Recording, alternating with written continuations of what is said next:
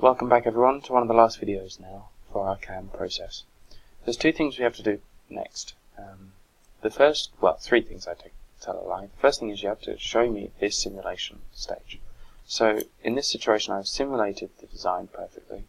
It looks like it's going to be a pretty nice manufacture. I changed those step overs so it's a lot neater now.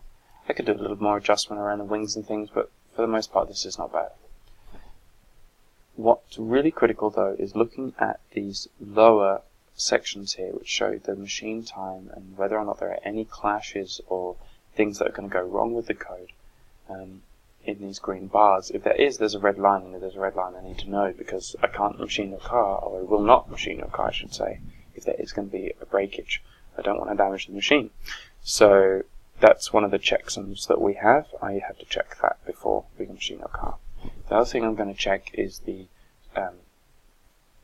setup sheet. Now this is what this video is actually about.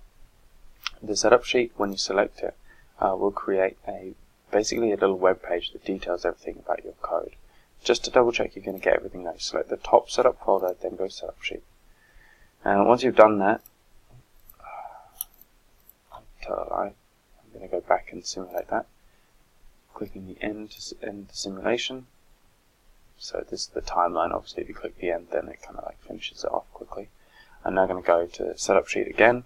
Hopefully this time it will work and it will keep the simulation visible. It didn't, but that's okay. Anyway, what I'm going to do is save this output, this setup sheet, somewhere specific. Now I'm on my home computer here, so I don't have the same drives that you would, but if you go this PC you should then have a folder that's called your first name dot last name. Double select this, put it into your F1 folder and save it there. I'm going to leave it on my desktop personally. If you leave it on your desktop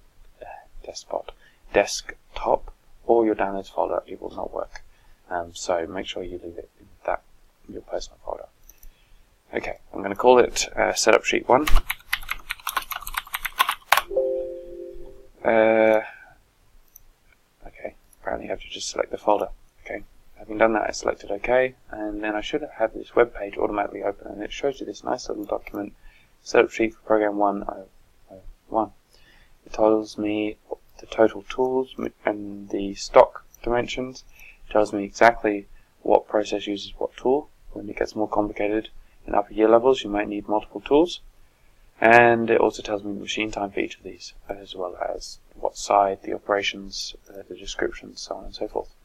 Now to actually give this to me, hand this up properly on Daemap, you need to select the print option from Google Chrome. You can either do that by going Control P or Command P if you're on a Mac.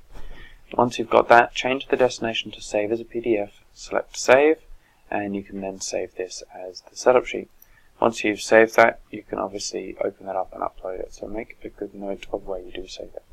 And that's it, pretty much. The final thing to do is to actually post-process this file. Now, if you are in year 10, you may want to use a 3mm drill bit, so let's leave this for the next lesson.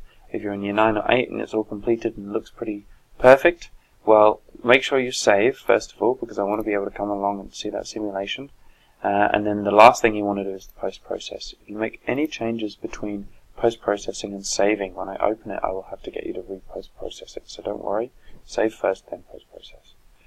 Just a couple of things with post-processing. Make sure that you select the post-configuration program, Denford. So find the denford.cps, that's the one you want. Then all you need to do is click Post. Select a folder that's appropriate. Again, I'd use the same one that you used before. I'm going to use my temp folder. Save it there.